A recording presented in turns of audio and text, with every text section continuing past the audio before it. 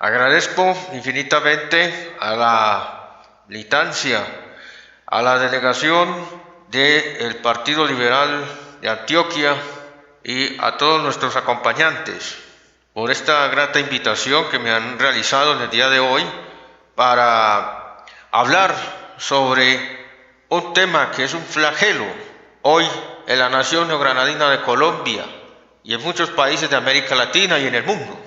Ese flagelo se llama la corrupción.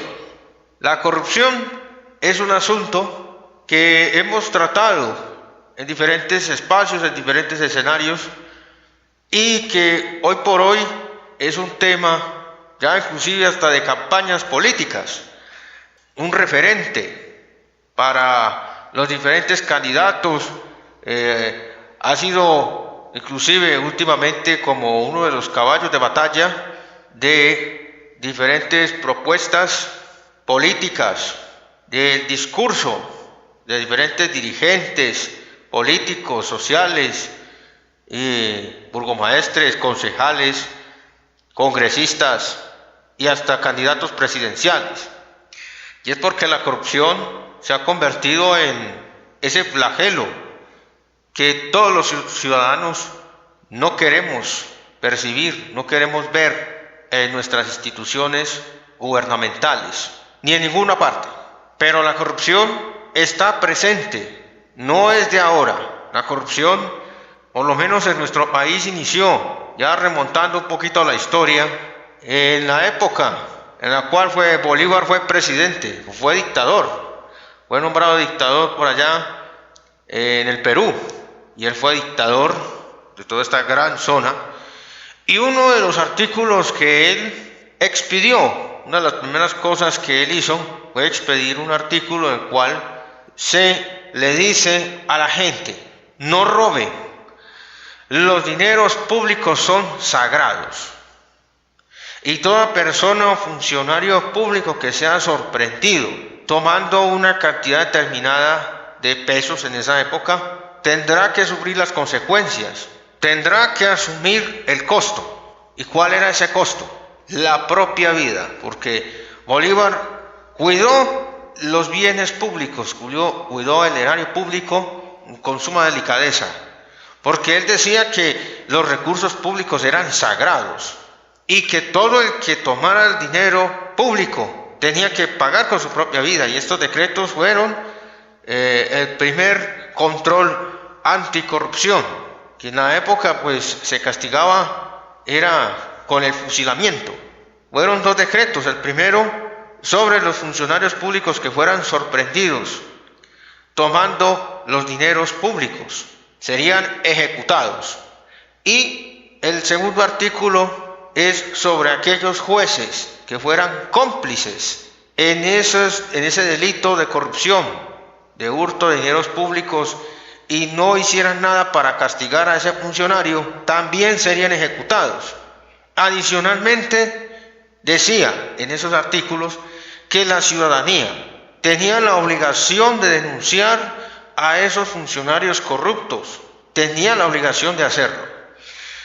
Y hoy, ya casi 200 años después, vemos que la corrupción sigue y ha evolucionado, ha avanzado en sus formas y procedimientos, y también en los actores que vienen ejerciendo este flagelo, no solo en contra del país, sino en contra de todos nosotros, de la ciudadanía, de las personas que pagamos impuestos. Merecemos respeto.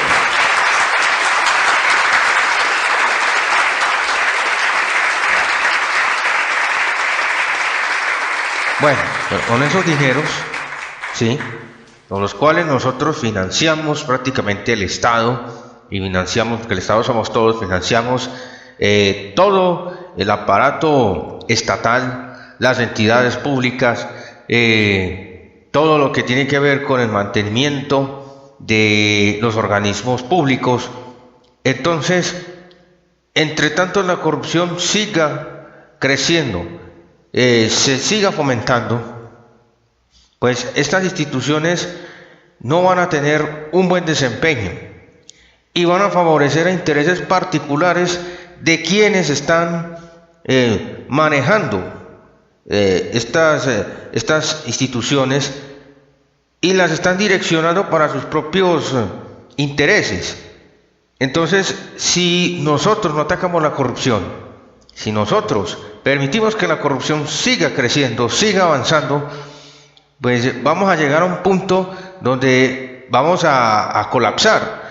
Y esto se va a ir a un hecatombe, porque es que realmente si no tenemos conciencia de que cuando pagamos nuestros impuestos, porque son nuestros impuestos, estamos financiando el funcionamiento del mismo Estado y del mismo gobierno, porque ahí salen los salarios de los militares, ahí salen los salarios de los políticos, de los funcionarios y servidores públicos.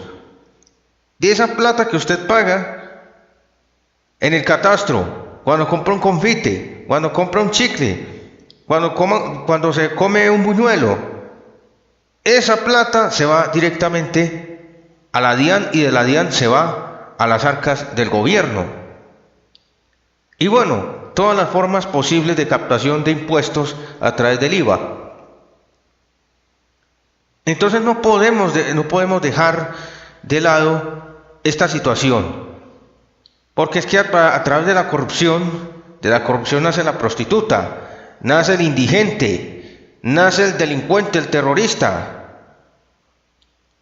nacen estos estados fallidos como el que tenemos ahora. Es que estamos en un estado fallido, señores. No podemos tapar el sol con un dedo. En este país las cosas no funcionan desde hace más de 190 años. Y como decíamos ahora, al propio Libertador le tocó decretar estos 2 artículos iniciales, porque sabía que esto se iba a convertir en un problema y había que cortarlo de raíz. Y en ese momento, una de las formas de cortarlo de raíz era a través del fusilamiento, porque no había otra forma.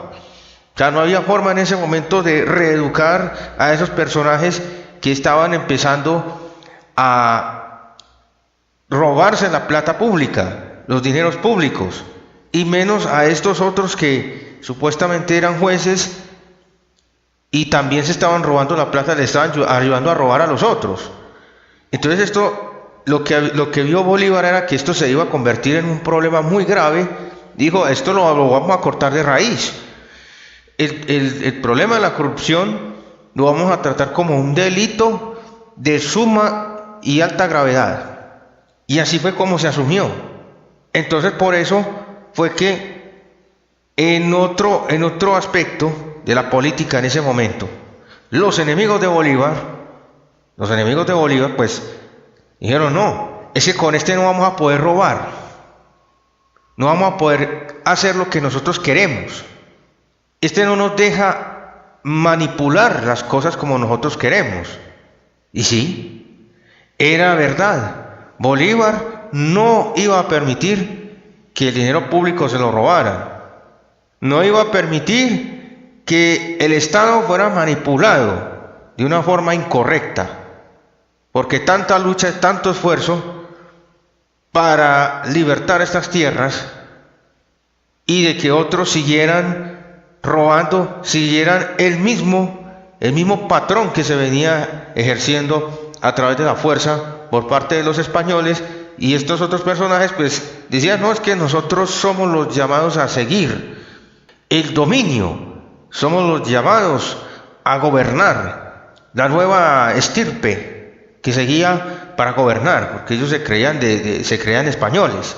Decían, pero este personaje aquí no nos va a dejar hacer lo que nosotros queremos, y lo que nosotros queremos pues lo podemos lograr a través de sobornos, a través de prebendas, ¿cierto? Y Bolívar no estaba de acuerdo con eso.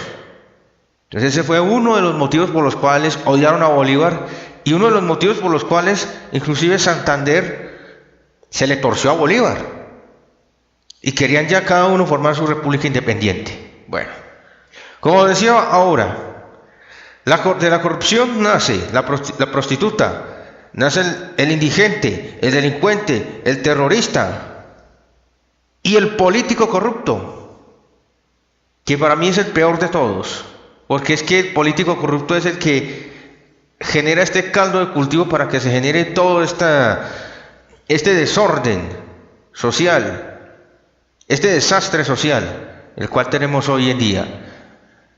Y lo vemos aquí en nuestra ciudad, lo vemos en el país, en los índices de corrupción. La nación neogranadina de Colombia es uno de los países más corruptos del mundo, uno de los más corruptos del mundo, y aquí hay tanta plata que se la roban y queda para que las cosas medio funcionen. Entonces ustedes se imaginarán qué pasaría donde la plata se invirtiera realmente en lo que debe ser y no se la robaran, porque la plata se la roban y son 3 o 4 personajes los que se quedan con el dinero para ellos solucionar su problema individual, tener solvencia individual, y el resto fríguese, jódase, como decía Jaime Garzón en algún momento. Nosotros tenemos que ser muy conscientes de que no todo el mundo que hable de corrupción es el más indicado para hacerlo. Ahora con el tema de las campañas políticas, pues ya todos cogieron la bandera de la corrupción y dicen, no, es que yo soy el único que puede atacar la corrupción, yo soy el más transparente, yo soy el más educado, yo soy el más competente, yo no soy político. Imagínense diciendo esas cosas. Otros dicen, nosotros atacamos la corrupción porque no estamos inmersos en ninguna investigación. Sí, puede que no estén inmersos en alguna investigación, pero tienen sus tapados que no han podido comprobarse. Otros dicen hablar de corrupción, pero salen a votar decisiones que afectan a toda una población. De que no se dé corrupción, ¿dónde está esa coherencia? Diría uno. Y cuando juegan también a la burocracia, no nos podemos negar que para que estas instituciones políticas funcionen, tiene que haber burocracia, porque en ese punto es que estamos. Pero si esa burocracia funciona con el amigo del amigo, ni siquiera el filtro, de decir que por lo menos ese amigo tiene un conocimiento o sabe lo que va a hacer, y no van colocando ahí a cualquiera incompetente, porque esa es la realidad. Y eso es corrupción. O colocan al amigo del amigo o al familiar del familiar y meten a todos los familiares. Y entonces eso también es corrupción. Eso también es corrupción. Una cosa es que yo quiera beneficiar a mi familia y quiero que mi familia esté bien. Y otra cosa es que yo voy a meter a toda mi familia a que trabaje con el Estado. Sepan o no sepan, sean buenos o sean malos, sabiendo que hay otras personas que pueden hacer bien ese trabajo. Porque no nos digamos mentiras, aquí los concursos de méritos no existen. Eso es una figura que se inventaron para creernos el cuento de que somos transparentes, de que somos eficientes, de que es que aquí se hacen las cosas con suma transparencia. Y eso es falso, eso es falso. Desde las mismas convocatorias ya se sabe qué perfiles van a pasar. Hasta el orden y el puntaje se sabe qué van a hacer. Inclusive los concursos dicen que venden los exámenes hasta por 20 y 30 millones de pesos. Y el que tiene cómo comprarlo, pues ya tiene asegurada en un 95% su elección o su resultado satisfactorio para su posterior elección. Entonces, estamos en la olla. Hay que identificar quiénes son los corruptos. Todos los corruptos, absolutamente todos. E impedir que esos personajes vuelvan a ocupar cargos públicos, en este caso, cargos de elección popular. Es que el acto de corrupción puede ser hasta el más mínimo, hasta el más insignificante. Con un acto de burocracia o de mala burocracia, es un acto de corrupción. Y yo sé que estoy hablando acá de cosas muy puntuales y que tal vez podrían herir susceptibilidades, pero para eso estoy aquí, para hablar de eso.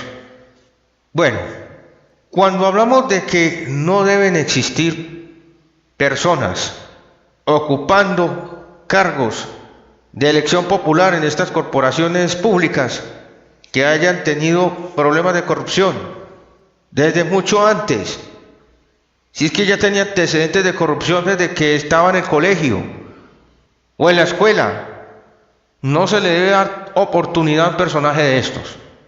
Desde ahí empezamos a atacar ese problema, desde ahí, porque estos personajes son los que fomentan la corrupción hacia las demás instituciones.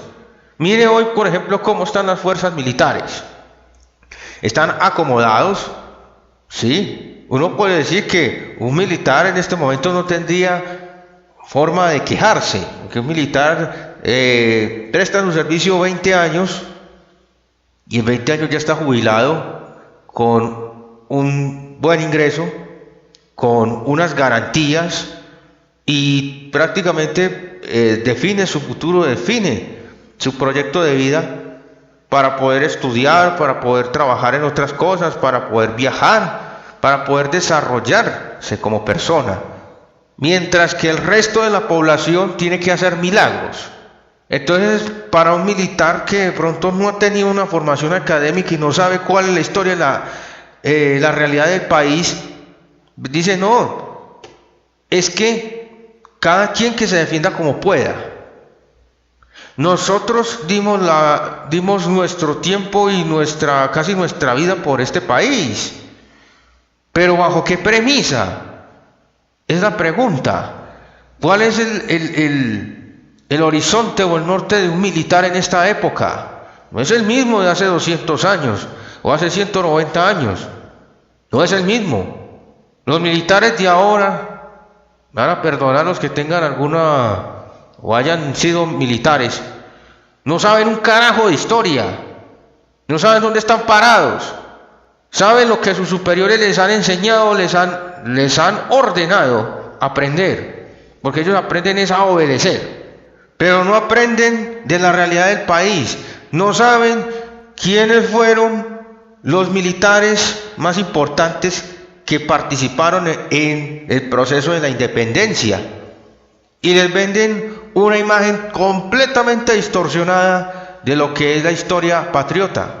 Entonces uno se pregunta, pero si estos son los militares que tenemos, por Dios, claro, con razón, es que esta gente no se involucra en absolutamente nada y no le interesa si el país está podrido en la corrupción, si el país no funciona, porque lo único que funciona para ellos es el bienestar individual de ellos. Entonces por eso es que los políticos hacen lo que quieren, hacen las leyes a su amaño, contratan con la gente que ellos quieren, tratan de conseguir los contratos que ellos quieren, y los militares callados. Aquí no pasa nada.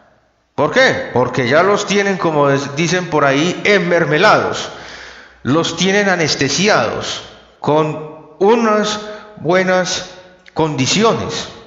Y son tan descarados que hasta inclusive dicen, no, es que las cosas funcionan así muy bien, así está todo muy bien. Claro, ¿a quién no le van a funcionar las cosas bien si usted se está ganando buen dinero o ya está pensionado con 20 años de servicio militar? Y listo, yo me voy a pasear y me voy a viajar y fríguese, a mí no me importa ya lo que ocurra en el país.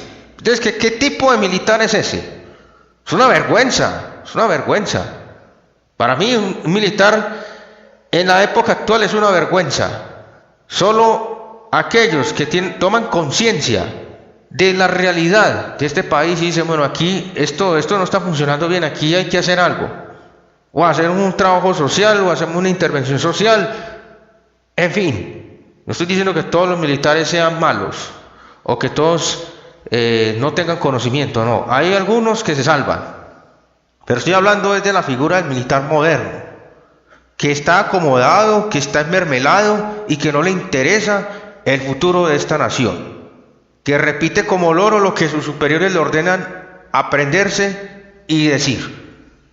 Y desafortunadamente ese es el país que tenemos. Entonces, la corrupción ha afectado a los militares, ha afectado a otras instituciones de alto valor para la sociedad.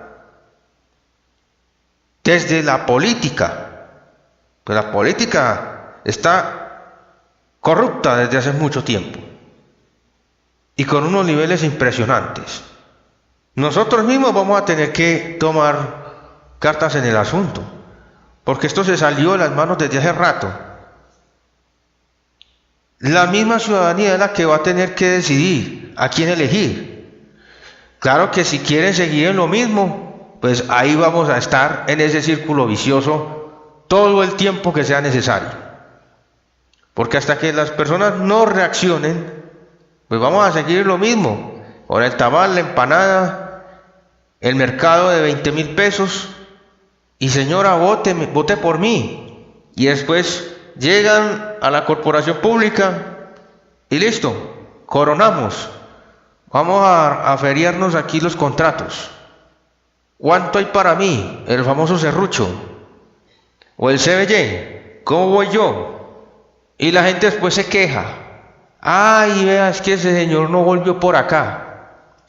Es que mire, es que vea, yo voy a la oficina de este señor concejal o este señor diputado y no dice que no, la secretaria me dice que no está, que pida cita, que está muy ocupado. Entonces, ¿para qué diablos votan por una persona así? ¿Cierto? Si ni siquiera va a tener la decencia de atenderlo en su oficina. Uno sabe que tienen compromisos, pero no siempre van a estar ocupados. Y yo digo que estos cargos públicos son los que más compromiso deben generar con la ciudadanía, que no se le debe negar a la ciudadanía una atención, porque es que se están ganando buen dinero. Aparte del dinero, ellos están ahí es para responderle a la ciudadanía, no para sentarse allá en un curubo y quedarse como unos reyes. Eso me da indignación. Otra cosa, aparte de esto, no podemos seguir pensando que el problema de la corrupción nace con el político de turno. El problema de la corrupción nace desde la educación, y a eso voy. La educación es un pilar fundamental para toda sociedad, y es por eso que hoy esa premisa sobre la educación se cumple en este país. Si una persona no tiene educación, pues fríguese. Puede que sea una persona con habilidades, que sea despierta, pero en algún momento va a tomar decisiones que no le convienen ni a él ni a muchos otros, que porque en el momento me puedan convenir a mí, estoy afectando a toda una población. Y entonces usted empiece a contar, a sumar cabezas, cuántos de ellos están pensando por sí mismos, pero no están cayendo en la cuenta de que se están afectando a sí mismos. Dicen, no, pero es que yo no voto. ¿Para qué? No me gusta la política. El otro día una señora se me arrimaba y decía, mire, aquí no me dejan vender. Vea, a esa gente sí la dejan y a mí no. Yo que llevo estos chicles y ya la policía me está sacando de aquí. No me dejan trabajar, no me dejan ganarme la platica honradamente. Yo no le estoy robando a nadie, pero a esos H no sé qué, sí, vea, a ellos sí y a mí no. Yo le dije, señora, primero que todo, ofrézcame su producto, ¿cierto? No, es que, mire, vea, cómpreme, que es que vea, a mí no me dejan trabajar. Señora, bueno, yo le quiero hacer una pregunta con todo el respeto. Usted participa en las elecciones, usted vota. Dijo, a mí no me interesa eso, a mí no me interesa eso, a mí no me importa eso no sirve para nada. Bueno, pero si a usted no le interesa eso, mire lo que está ocurriendo. Estamos aquí en el centro administrativo municipal y usted quiere venir a vender sus chicles acá y se queja que porque a los otros sí tienen permiso o según usted tienen derecho y a usted no la dejan vender. Sí, se supondría que esto debería ser lo mismo para todos, pero así como personas como usted que no le gusta participar, no le gusta votar, es que todos llevamos de la rume. Me dijo, ay, es que eso que tiene que ver con la política. Y yo, claro, es que esto es política. El hecho de que a usted no le dejen vender acá es política. Porque si muchas personas como usted se unieran y fueran a hacer una carta o elevaran una petición allá, señora, allá al recinto del consejo, para que los dejen vender aquí, sería otra historia, ¿cierto? Pero como ustedes piensan de forma individual, cómo resolver cada uno su problema, pues ahí está. ¿Por qué ocurre eso? Primero, usted no debería estar trabajando, usted debería estar recibiendo una pensión. No debería estar vendiendo chicles. Y el señor que está allá en esa caseta tampoco debería estar ahí. Debería estar haciendo otra cosa. Eso que le pasa al señor allá y a usted es política. A él lo dejaron ahí por política. Y a usted no la dejan vender por política. A él sí lo dejan porque él tiene un político que lo respalda. Y a usted no la dejan porque usted, primero, no le interesa la política. Y segundo, todas las personas que no participan, pues les toca asumir las leyes que otros sí promueven. ¿Ves? La señora me decía, no, pero es que vea, que eso no es justo. Eso no es justo, sí, pues entonces por eso, como no conocen los derechos, no conocen sus propios derechos y no les interesa participar en política, ahí está el resultado. Señora, el hecho de que el policía la saque a usted de aquí es un asunto político. Si ustedes se reunieran entre todos y eligieran a concejales que los permitieran trabajar o que promovieran acuerdos municipales para que pudieran trabajar libremente aquí, ustedes no tendrían el problema, el policía no vendría a sacarlos. Pero bueno, así es la cosa. La señora me quedó callada y dijo, no, que vea.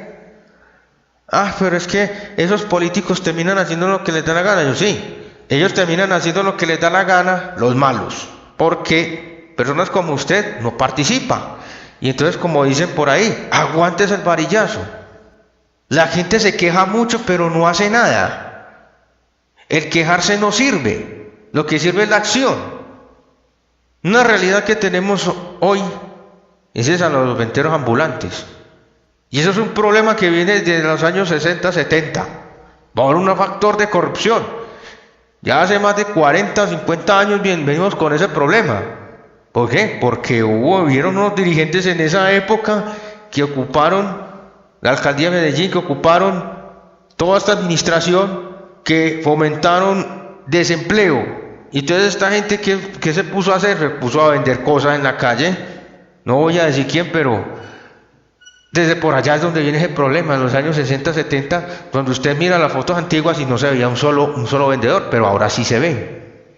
Y ahora sí se ven por cantidades. La informalidad. Entonces la corrupción viene desde la educación, desde la industria, también hay corrupción, pero nace principalmente desde la misma sociedad y desde que nosotros no tengamos un control, inclusive desde la casa. Dice, no, va a la tienda el niño y la leche vale 1.500 pesos, le entrega 2.000 pesos al tendero, el tendero no le devuelve 500, sino que le devuelve 1.000 pesos por error. Entonces el niño llega a la casa y le dice, mamá, el tendero me devolvió 500 pesos de más. Este es un berraco. Oiga, este es un berraco. Ahí es donde nace la corrupción. Ahí, en ese tipo de acciones. El hecho de tumbar al otro es creer ser el más berraco. La cultura del más berraco acá es de que si yo tumbo al otro y el otro no se da cuenta, entonces yo goleé, ¿cierto? Eso no es una cultura, eso es una defecio que se tiene aquí, desafortunadamente aquí en Antioquia. El hecho de que es que el paisa es el más avispado y entonces porque tumba al otro, porque le roba al otro, ¿cierto? Entonces es lo mejor, es el berraco. ¿Cuál berraco, hombre? Eso es un corrupto, es un ladrón. Lo que estamos fomentando ahí es un futuro político ladrón, un futuro rector deshonesto, un futuro mal padre, un futuro mal maestro, un futuro mal ingeniero, porque aquí tenemos las pruebas con CDO y con Space y con otros edificios que se están cayendo por ahí. No, quitémosle un poquitico a esto, que eso no, aquí nos ahorramos una plata nosotros, eso igual funciona. Vamos a quitarle aquí un poquitico de cemento, un poquitico de esto, un poquitico de lo otro. Y en ingeniería eso es mortal. No estoy queriendo decir que es que los antioqueños son ladrones o son pícaros, como de pronto se ven en otras regiones, que identifican al antioqueño como un pícaro. Pero eso hay que irlo cortando. Decirle al niño, no señor, usted tiene que ir a la tienda y devolverle los 500 pesos al señor, porque es su trabajo. El señor inconscientemente lo hizo, no se dio cuenta y le devolvió más. Entonces a ese niño le estamos diciendo, no haga eso, devuélvale el dinero a ese señor porque es su trabajo, así de sencillo.